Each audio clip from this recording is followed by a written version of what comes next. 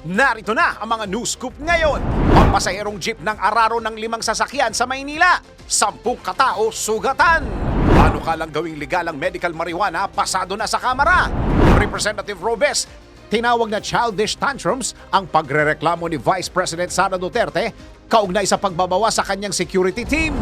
Jose Marichan isinusulong na maging national artist.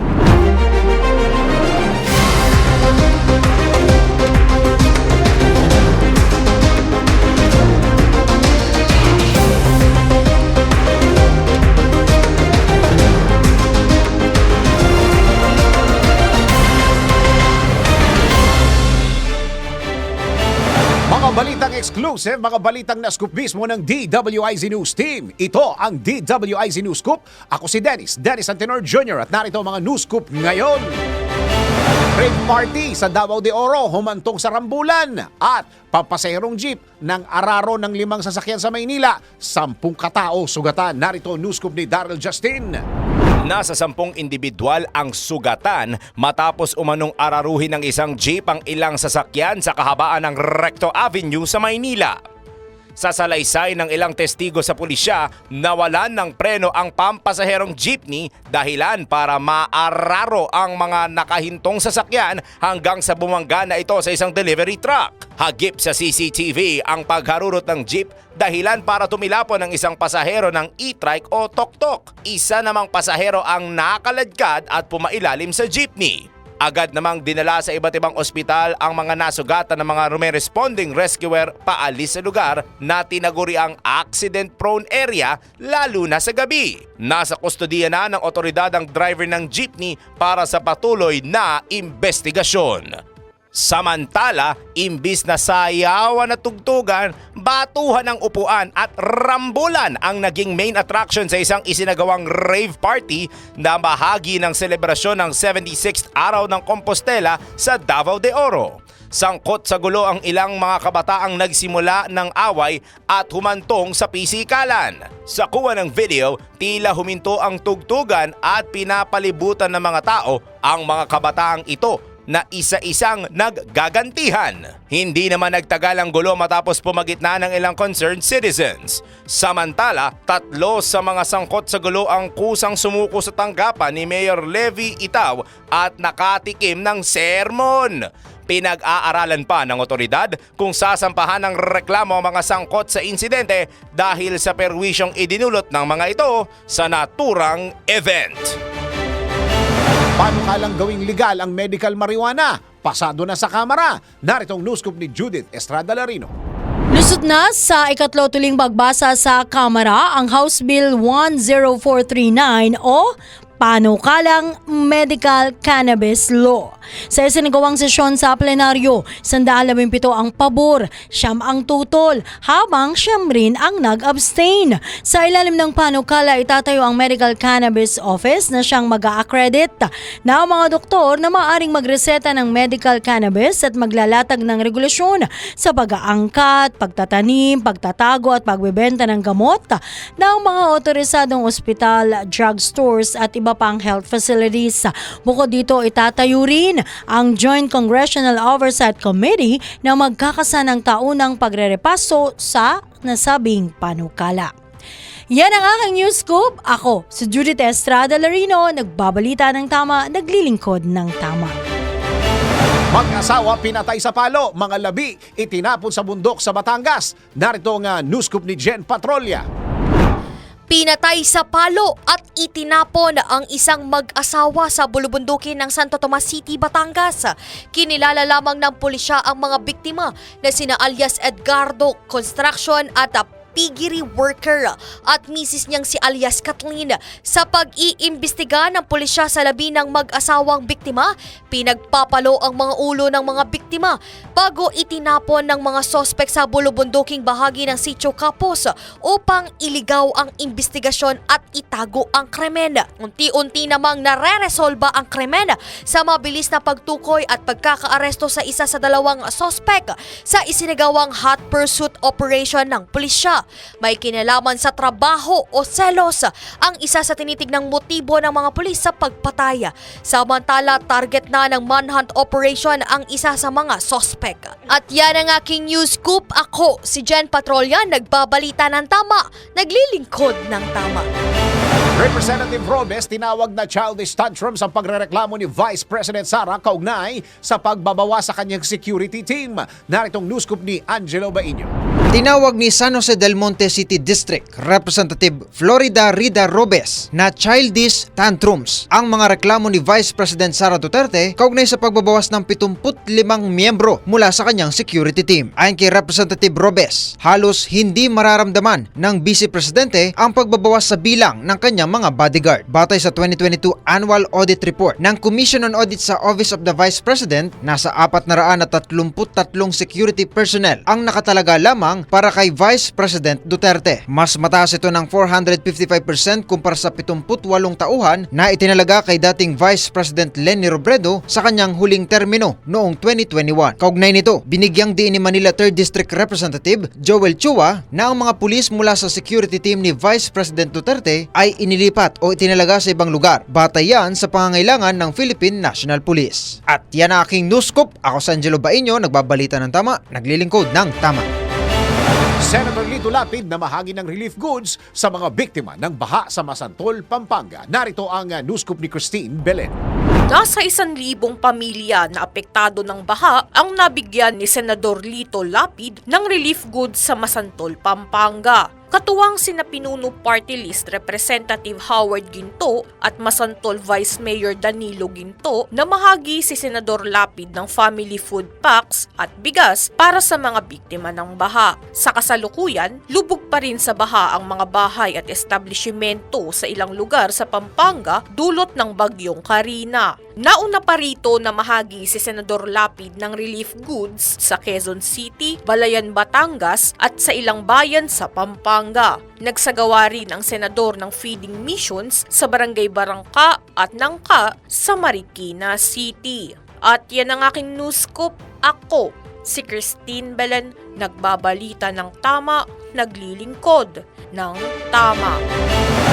Jose Marichan isinusulong na maging national artist at Regine Velasquez bet din si Jose Marichan na maging national artist. Alamin sa Eye Spotted Report ni Anton.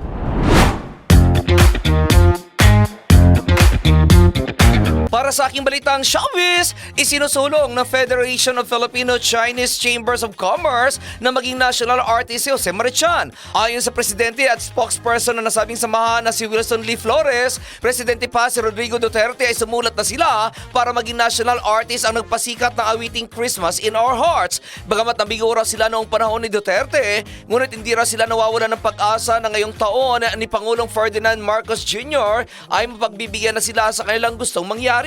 Hindi lamang daw pang-ilit kasi ang kanta ni Jose Marie, kundi para sa lahat at marami itong na-inspire dahil sa magaganda ang music nito. Una rito, pinagkalooban si Jose Marie ng grupo ng Lifetime Achievement Award noong 2022 at Plaque of Honor at Special Medallion bilang haligi ng OPM. Sinabi rin ng grupo na nakapag-submit na rin sila ng nominasyon sa National Commission for Culture and the Arts o NCCA. Samantala, sa isa pang balitang showbiz, pabor si Regine Velasquez na maging national artist si Jose Marichan. Ayon sa aktres, dalawa ang para sa kanya ay karapat-dapat na maging national artist at iyon ay sina Pilita Corrales at Jose Marichan. Sina Pilita at Jose Marie umano ang mga taong dapat nasa listahan na ng mga national artists dahil sa laki ng kontribusyon ng mga ito sa mundo ng musika. Umaasa rin si Regina may lalagay sa listahan ng mga national artists sina Pilita at Jose Marie habang buhay pa ang mga ito. Nabanggit ito ni Regine matapos na makarating sa kanya ang balitang gusto ng kanyang fans na maging national artist na rin siya. Ayon sa tinaguriang Songbird, hindi pa siya karapat-dapat at malayo pa siya sa nasabing estado. Mas karapat-dapat umunong bigyan ng nasabing titulo sina Pilita at si Marichan kaysa sa kanya. Kung matatandaan, si Ryan Cayabyab ang huling taga-music industry na idineklarang national artist for music. At iyan aking balitang showbiz para sa impilang may todong lakas, DWIZ. Ako si Anton, nagbabalita ng tama, naglilingkod ng tama.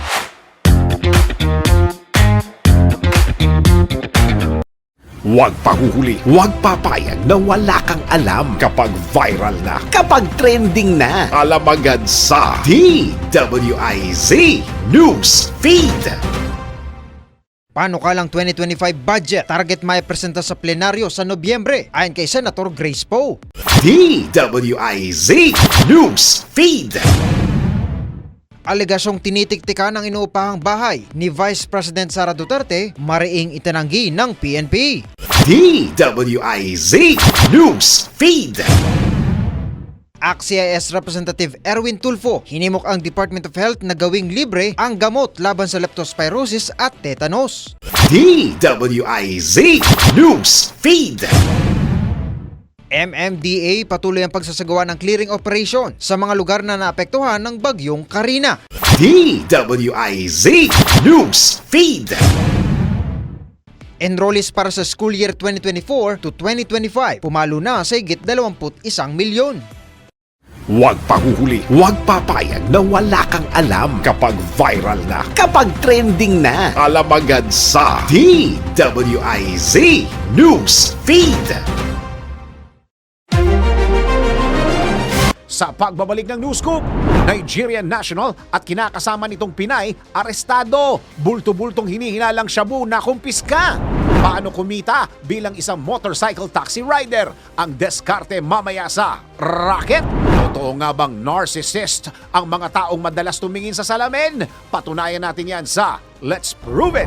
Mabilis na paraan ng pagtitake note o pag-transcribe gamit ang Artificial Intelligence o AI. Alamin ang step-by-step guide sa DIY Do-It-Yourself. Mga tsoper na hindi sumusunod sa no loading and no unloading na sign, lagot sa batas. Abangan ang kaparusahan sa NBI. Naku, bawal ito! Catherine Bernardo at Alden Richards dinudumog ng mga Pinoy sa shooting sa Calgary, Canada. Production staff problemado sa dami lagi ng tao.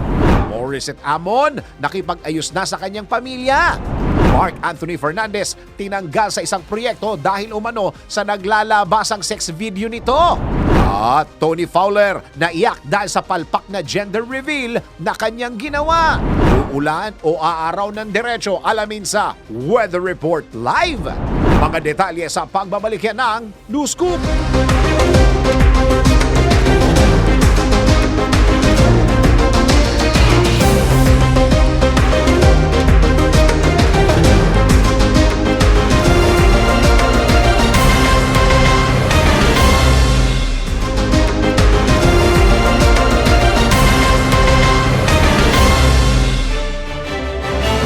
Muling pinagtibay ni Pangulong Ferdinand Bongbong Marcos Jr. ang pangako ng Pilipinas na mas palakasin ang ugnayan nito sa Amerika sa isinagawang joint courtesy call ni US Secretary of State Anthony Blinken at Secretary of Defense Lloyd Austin III sa Malacanang. Pinuri ni Pangulong Marcos ang bukas na komunikasyon sa pagitan ng dalawang bansa. Sa pamamagitan nito, napag-aralan na niya ng mabuti ang mga aksyon na magkasamang pinagpapasyahan ng Pilipinas at Amerika, kabilang na ang sitwasyon sa West Philippine Sea at Indo-Pacific region.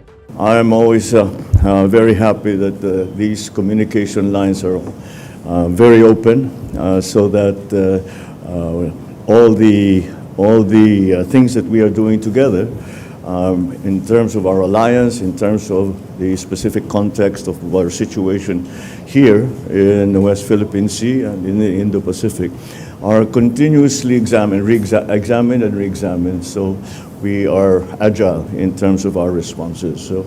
Kapwa naman pinasalamatan ni na Secretary Blinken at Secretary Austin si Pangulong Marcos sa naging mainit itong pagtanggap sa kanila. Pagtitiyak ni Secretary Austin, hindi lamang kaalyado kundi kapamilya ang turing ng Amerika sa Pilipinas. You know, I've said a number of times that we're more than allies, we're family.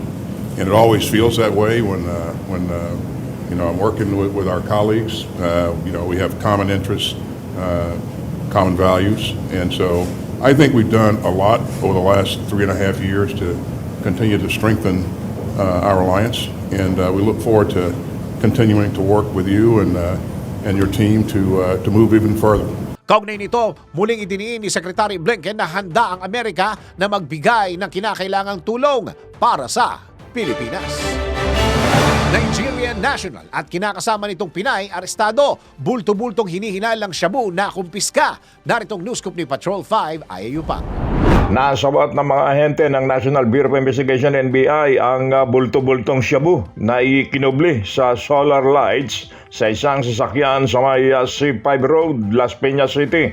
Pinagunahan ni NBI Director Jaime Santiago ang operasyon at nahuli. Nahuli nilang suspect na isang Nigerian national at kinakasama nitong Pinay. Sinabi ni Director Santiago na kakaiba. Kakaiba ang kasong ito dahil ang droga ay galing sa Pilipinas at planong ipadala sana sa Nigeria. Malayoan niya ito sa madalas na kaso na nahuhuli nila na galing sa ibang bansa ang droga at ipinapasok sa bansa. Hindi pa batid ng NBI ang kabuang bilang at halaga ng nakumpiskang shabu habang nagpapatuloy ang physical inventory. Iniimbestigahan ngayon ng NBI kung may mas malaki pang sindikato ang nasa likod nito. Ito yung Patrol number 5. Ayaw pa ako para sa implementado ng lakas. DWIC. Nagbabalita ng tama, naglilingkod ng tama. Driver ng truck na nabangga sa poste, biktima pala ng pananaksak matapos makipagkita sa ka-textmate. Narito ang news scoop ni Ralph de la Cruz. Nasaksak na aksidente pa ang isang mini truck driver sa San Vicente, Ilocos Sur, kung saan umabot ng halos 1 oras ang pagresponde para mahila ang lalaki palabas ng truck. Sa investigasyon ng pulisya, ang mga nakitang pinsala sa driver ay hindi dahilan ng aksidente, ngunit mula pa ito sa naunang insidente. Ito ay dahil nakatakdang makipagkita sana sa isang babaeng textmate ang driver, ngunit sa halip, isang lalaki ang sumulpot sa kanilang tagpuan at inatake ito at sinaksak sa braso. Sa kanyang pagmamadaling humingi ng tulong medikal, bumangga ang kanyang truck sa welcome arc ng bayan ng nasabing lugar. Naaresto ng pulisya ang suspect at ang kanyang ka-live-in sa isinagawang follow-up operation. Isinuko naman ng lalaking suspect ang patalim na kanyang ginamit sa pananaksak. Ang dalawang suspect ay isinailalim na sa inquest proceedings at mahaharap sa mga kaukulang kaso. Yan ang aking news scoop. Ako si Ralph de la Cruz. Nagbabalita ng tama, naglilingkod ng tama. Pampasaherong bus sa Iloilo tumagilid. Umano'y lumuwag na tornilyo ng gulong itinuturong dahilan. Narito ang news scoop ni Jen Patrolya. Isang pampasaherong bus ang tumagilid sa Barotac, Nuevo Iloilo. Ayon sa isa sa mga residenteng rumesponde sa pinangyarihan, nakarinig siya ng malakas ng ingay na ikinagulat niya at ng kanyang mga kapitbahay. Dito nadatnan ang nakatagilid na bus, lula ng 22 pasahero. 5 rito ang sugatan at agad na dinala sa ospital. Depensa ng driver ng bus, lumuwag ang isang tornilyo na umano'y humahawak sa gulong sa likuran. Habang umaandar ang bus, tuluyang natanggal ang tornilyo dahilan para mawalan ito ng kontrol sa sasakyan. Ayon sa pulisya, may nakita silang kakulangan sa maintenance ng bus at posibleng managot sa insidente ang driver at ang management. Nakikipag-ugnayan na ang may-ari ng kumpanya ng bus sa nasugatan sa insidente. At yan ang aking news scoop. Ako, si Jen Patrolya, nagbabalita ng tama, naglilingkod ng tama. Kombinasyong tama, malaki ang tama. Makinig mabuti dahil babanggitin na ng DWIZ. Announcer ang tamang kombinasyon ng letra at numero. DWIZ. Numero panalo. Hatid ng Bingo Plus. Bingo sa saya, plus sa panalo. Ready na ba kayo mga ka-Bingo Plus sa ating DWIZ Bingo Plus numero panalo? Meron kang chance manalo ng 1,000 pesos, 500 pesos kapag tama ang 5 combinations at another 500 pesos kapag meron kang Bingo Plus app. Simple lang manalo, kailangan lamang abangan ang 5 letter and number combination sa mga programa ng DWIZ at i-text ang sagot sa 0960-880-6424 kasama ng inyong pangalan /edad/address/5 combinations of the day at ang last combinations for today sa mga letrang G, 48 at O, 73. Pwede mo nang i-text ang 5 combinations na nakuha mo sa mga programa kaninang umaga hanggang hapon dito sa DWIZ. Malay mo, ikaw na ang manalo ng instant pa-premyo sa Bingo Plus numero panalo. Pag bingo saya, plus sa panalo. Kung nakalima ka na, pwede mo nang isend sa text number na binigay ng DWIZ announcer o kaya i-PM na sa DWIZ Facebook. Kung hindi pa, wait pa ng ibang kombinasyon hanggang makumpleto ang 5 numero panalo. Hatid ng Bingo Plus. Bingo sa saya plus sa panalo. Catherine Bernardo at Alden Richards dinudumog ng mga Pinoy sa shooting sa Calgary, Canada. Production staff problemado sa dami ng tao. At Morissette Amon nakipag-ayos na sa kanyang pamilya. Alamin sa Eye Spotted Report ni Anton.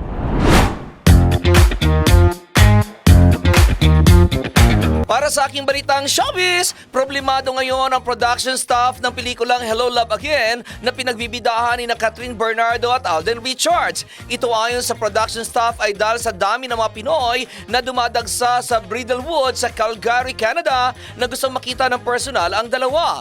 Makikita sa mga nagkalat na video sa Facebook na dinadagsa nga ang shooting ng dalawa kung saan sa isang video ay may nagsalita pa ng huwag kayong maingay dahil posible umanong mapalis ang buong production kapag nagreklamo ang mga residente na nasabing lugar. Kinumpirma din ni Christopher Min ang nasabing bali-balita dahil may tumawag umano sa kanya na kaibigan na taga-Canada mismo at sinabi sa kanya na masyadong pribado ang nasabing lugar. Kapag naingayan umano ang mga residente doon at nagreklamo ay siguradong maghahanap na ibang pagsushootingan ang production. Halata rin umanong maraming pumupunta dahil araw-araw ay laman ng TikTok sina Catherine at Alden at sinasabi ang location shooting ng mga ito kaya dinadagsa ito ng mga OFW. May mga nagli-leave pa raw sa kanilang trabaho para lamang makita sina Catherine at Alden at kahit na sinong artistang Pinoy na nababalitaan ng mga ito na nasa Canada. Samantala, sa isa pang balitang showbiz, all is well that ends well na sa pagitan ni Morissette Amon at ng kanyang mga magulang at kapatid. Makalipas ang ilang taong hindi pagkakaunawaan na umantong sa hindi pagkikita at pag-uusap, tuluyan ang naayos ang gusot sa pagitan ng mga ito. Nalaman ang pagkakaayos ng pamilya ni Morissette sa mismong Instagram account ng singer nang mag-post ito ng picture ng paper placemat na may nakasulat na "What are you celebrating today?" at may mga nakalagay na choices na pwedeng guhitan kung anong mapili. Makikita rin na ang mga salitang reconciliation #peace ang pinili ni Morissette. Sa isa pang picture na ipinost nito, makikita naman ang singer kasama ang kanyang asawang si Dave Lamar at ng kanyang mga magulang na sina Amay Amon at Annalie Daog at ang kanyang mga kapatid.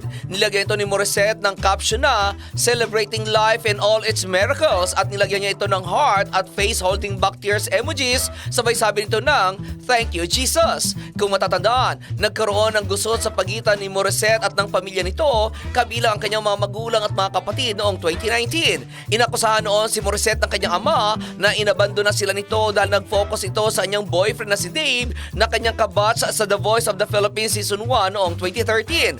Ito'y matapos naman na umalis ng kanilang bahay si Morissette para makipag-live-in umano kay Dave kung saan hanggang ikinasal ang mga ito ay hindi pumunta ang kahit na sinong miyembro ng pamilya ng singer.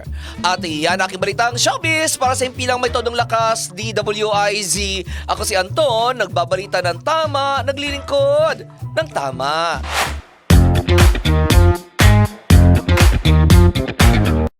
Huwag pahuhuli, huwag papayag na wala kang alam kapag viral na, kapag trending na. Alam agad sa DWIZ News Feed. Estados Unidos maglalaan ng $500 million na military aid sa Pilipinas ayon kay US Secretary of State Anthony Blinken. DWIZ News Feed. Tulong para sa mga mangingisdang naapektuhan ng oil spill sa Bataan, pinag-aaralan na ng Department of Agriculture. DWIZ News Feed.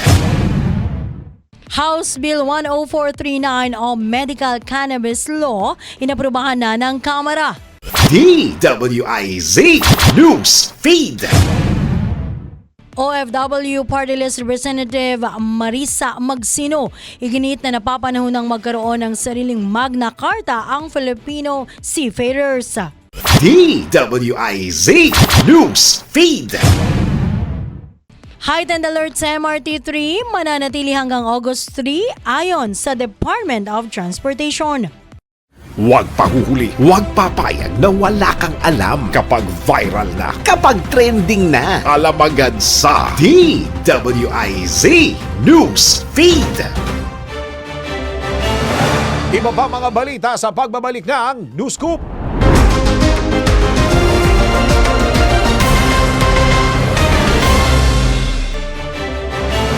Pinakahuli, pinaka-latest, pinaka-napapanahon. Whether we like it or not, ito ang magiging DWIZ Weather Report. Pilipinas, sa oras na ito, alamin na natin ang magiging lagay ng panahon bukas. Inaasahan na hihina ang pag-ihip ng hanging habagat o southwest monsoon na nagpapaulan lalo na sa kanlurang bahagi ng bansa dahil may namamataang high pressure area o HPA sa northeast portion ng bansa. Ito po ay magdadala naman ng mainit at maalinsangang panahon lalo na dito sa Luzon. Gayunpaman, hindi nawawala ang posibilidad ng mga localized rain showers at thunderstorms sa hapon o gabi. Silipin naman natin ang ating 3-day weather forecast kung saan inaasahan ng generally fair weather conditions na may mga tsansa ng may hinang mga pag-ulan, pagkulog at pagkidlat sa key cities ng ating bansa. Silipin natin ang forecast sa Metro Manila kung saan papalo ang temperatura sa 26 hanggang 34 degrees Celsius. Sa Metro Cebu naman, maglalaro ang temperatura sa pagitan ng 26 hanggang 33 degrees Celsius sa susunod na 3 araw. At sa Metro Davao naman, nasa 24 hanggang 32 degrees Celsius ang agwat ng temperatura simula bukas hanggang sa araw ng Sabado.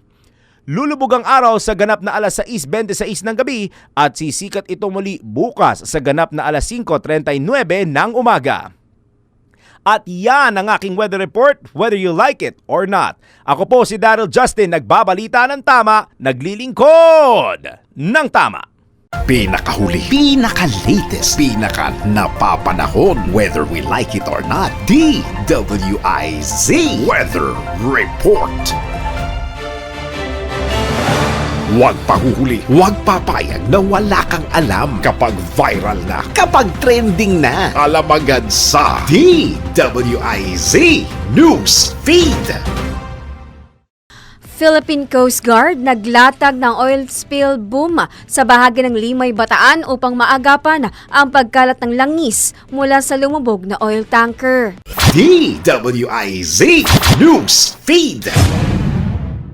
Lalawigan ng Cavite isinailalim sa state of calamity bunsod ng oil spill. DWIZ News Feed. Metro Manila Shake Drill kinansila ngayong araw upang magbigay daan sa clearing operation sa iniwang pinsala ng Bagyong Karina at Habagat. DWIZ News Feed. Pagdinig ng House Committee on Metro Manila Development kaugnay sa matinding pagbaha sa NCR, umarangkada na. DWIZ News Feed. Advertising agency sa likod ng controversial na Hill Tulog campaign sa Makati humingi ng paumanhin sa pamilya ng dating Senate President. Huwag pahuhuli, huwag papayag na wala kang alam kapag viral na, kapag trending na. Alam agad sa DWIZ News Feed.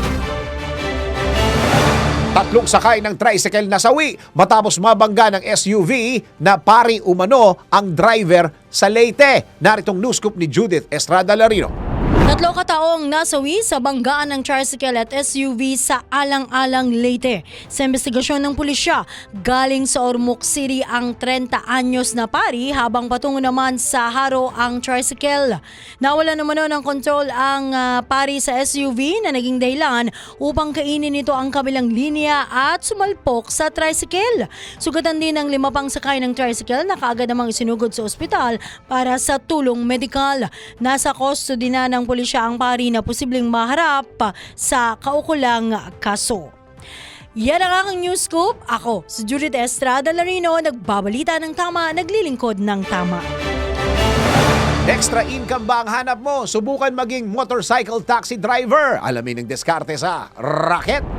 Alamin ang mga bagong paraan kung paano kumita sa panahon ngayon. Nang legal ha, eto na ang Racket. Kung saan-saan ka ba nakakarating gamit ang iyong motorsiklo? Nag-iisip ka rin ba ng pagkakakitaan mo? Sa lahat ng motorista dyan, ito na ang sagot sa racket na hinahanap mo. Ang pagkita ng pera, pasimplihin natin sa racket. Alam natin na dito sa ating bansa ay may kabagalan pa rin sa usad ng trapiko. Kaya't marami sa atin ang pinipili ang mas komportableng transportasyon. Kaya gamit na gamit ang mga motorsiklo bilang transportasyon ng mga commuters. Ang kinakailangan mo lang ay iyong motorsiklo, driver's license, dokumento ng iyong motor at marapat na maalam sa mga lugar na pupuntahan mo. Ang kitaan dito ay nagsisimula sa 1,500 piso hanggang 3,000 piso kada araw.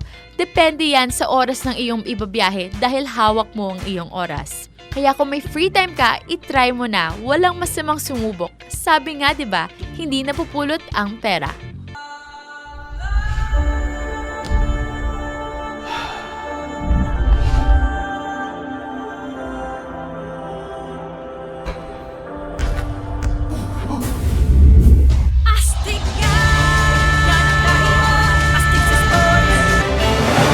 Totoo nga bang narcissist na maituturing ang mga taong madalas tumingin sa salamin? Tara, let's prove it! Bago maniwala sa mga claim-claim na yan, patunayan na yan sa Let's Prove It! Madalas ka bang manalamin? Alam mo bang ayon sa chismis, ang mga taong madalas tumingin sa salamin ay tinatawag na narcissist? True ba ito? Tara, let's prove it. Nag-originate ang salitang narcissist sa god of vanity na si Narcissus, isang batang lalaki na umibig sa kanyang sariling refleksyon. Ayon sa psychologytoday.com, na ang mga narcissist ay nasisihang tingnan ang kanilang sarili sa salamin. Maaari silang gumugol ng mas maraming oras sa pag-aayos ng kanilang sarili upang i-boost ang kanilang self-image. Ang reflection ng mga narcissist sa salamin ay patunay na sila ay nag-i-exist at para ma-define sila. Kung wala raw ang salamin, hindi nila alam kung sino o kung gaano sila kahalaga. Ang mga narcissist ay kulang raw sa empathy o hirap silang i-identify ang feelings ng ibang tao. Kaya salamin ang nagiging kaibigan nila. In conclusion, may salamin man o wala, ang sobrang paghanga sa sarili ay masama. Narito ang step-by-step guide ng mabilis na pagtitake note o pagtatranscribe gamit ang Artificial Intelligence o AI sa DIY Do-It-Yourself. Kayang-kaya mo ang kahit na ano kung ikaw mismo ang gagawa nito. Let's learn new things sa DIY Do-It-Yourself. Pagod ka na bang mag-take notes o mag-transcribe sa tuwing meron kang meetings, kausap sa cellphone o habang nakikinig sa lectures? Gamit ang isang recorder, maaari mo itong magawa kahit saan at kahit kailan sa tulong ng Artificial Intelligence o AI. Paano nga ba ito? Una, i-download ang Wave AI na application sa Google Play Store o sa Apple App Store. Ikalawa, buksan ang application at i-record ang anumang importanteng usapan o diskusyon na nais mong i-take note o i-transcribe. Ikatlo, kapag tapos ka ng mag-record, maghintay lamang ng 10 to 15 seconds para sa transcription ng audio. Maaari mo itong i-share, i-customize o pakinggan ulit anuman ng lengguwahe na ginamit. Gets mo ba? Sige nga, do it yourself! Naku, humanda ang mga tsuper o mga driver na hindi sumusunod sa no loading and unloading na sign. Pwede kayong managot sa batas. Alamin ang kaparusahan ninyo sa NBI. Naku, bawal ito. Alamin kung bawal o hindi. Dahil kung di mo alam to, kaso ang kakaharapin mo sa NBI. Naku, bawal ito. Pampasaherong sasakyan na nagbababa ng pasahero sa no loading and unloading zone? Nako! Bawal ito! Naka-encounter ka na ba ng mga pampublikong sasakyan na biglang titigil o tatabi para magsakay o magbaba ng pasahero? Minsan, doon pa mismo sa may no loading, unloading na sign. Mayroon kasing mga pasahero na gustong bumaba kung saan sila pumara. Mayroon din namang mga driver na kahit nakita ang sign, parang baliwala lang. Kung may nagalit na pasahero, maaari naman magsabi ang driver na itatabi lang muna sa tamang babaan. Ang sinumang lumabag o mahuli ng Land Transportation Office ay pagmumultahin ng 1,000 piso. Kaya manong, sayang naman ang kita mo kung ipambabayad lang sa multa. Kung ayaw mong maabala, huwag ka ring mang-abala para hindi ka masabihan ng, nako, Bawal ito. Filipino boxer Nesty Petesio pasok na sa round of 16 sa ginaganap na Paris Olympics at NBL naman nagsagawa ng coaches clinic bago ang pagbubukas ng liga sa Sabado. Narito ang sports news. Sa mundo ng palakasan, ang latest malalaman sa DWIZ Sports News. Sa latest medal tally, nangunguna pa rin ang Japan na may 7 gold medals habang ang Estados Unidos pa rin ang nangunguna sa may pinakamaraming medals na naiuwi na may 26 total medals. Samantala, nagsagawa ang National Basketball League o NBL ng Coaches Clinic kahapon sa Santa Ana Multipurpose Hall sa lungsod ng Taguig.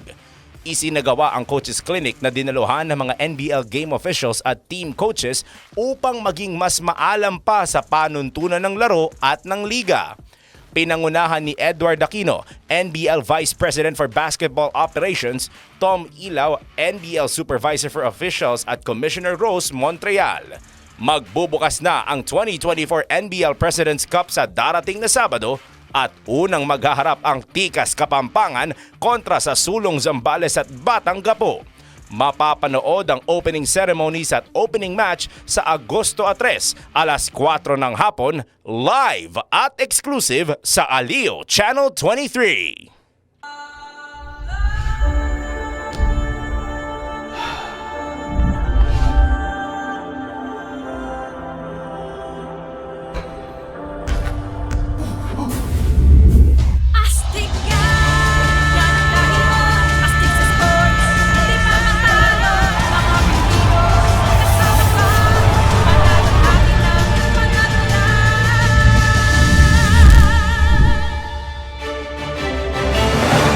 Mark Anthony Fernandez tinanggal sa isang proyekto dahil umano sa naglalabasang sex video nito. At Tony Fowler naiyak dahil sa palpak na gender reveal na kanyang ginawa. Ay, siya pala gumawa. Narito ang eye-spotted report ni Anton.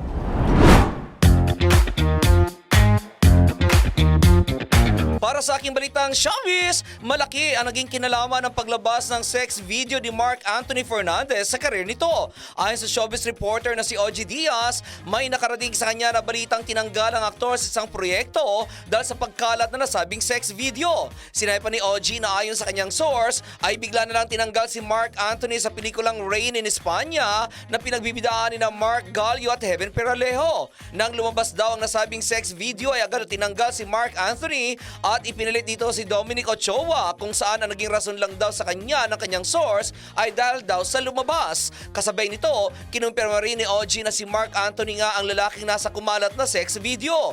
Nahack daw kasi ang cellphone nito at doon nakuha ang mga sex video nito na agad na in-upload sa internet. Nagbigay din ng payo si OG na maging maingat na lang sa susunod kapag may gagawin ulit na sex video. Samantala, sa isa pang balitang showbiz, dismayado ang social media influencer na si Tony Fowler matapos na hindi nito magustuhan ang nangyari sa kanyang isinagawang gender reveal ng kanyang ipinagbubuntis na anak nila ng Mr. na si Vince Flores. Sa kanyang YouTube channel, sinabi ni Tony na pinaghandaan niya mabuti ang nasabing gender reveal ng kanyang anak na si Baby Tyron kung saan ginawa pa raw niya ito sa isang racing track sa Pampanga dahil gusto niya raw maging engrande. Racing kasi ang tema ng kanyang gender reveal kung saan may dalawang team ito, Team Blue at Team Pink na magpapaunahan sa 3 lap at kung sino ang mauna ay yun ang magiging gender na ipinagbubuntis ito. Sa video na ipinakita nito, makikitang umiiyak si Tony at tila nagsusumbong sa kanyang partner dahil dapat daw ay sila ang magyayakap pagkatapos ng gender reveal pero ang nangyari umano ay bigla na lang silang dinumog ng mga bisita nila kaya hindi na sila nagkayakap. Hindi na rin daw nila napanood ang nangyari sa racing para malaman ang gender dahil natakpan ito ng mga tao kaya't napaiyak na lamang daw siya dahil sa inis sa nangyari. Maging ang host ay inireklamo din ni Tony dahil hindi raw ito magaling. Bagamat happy raw siya dahil boy ang kanyang magiging anak pero sana raw ay napanood niya ang racing. At iyan aking balitang showbiz para sa impilang may todong lakas, DWIZ. Ako si Anton, nagbabalita ng tama, naglilingkod ng tama.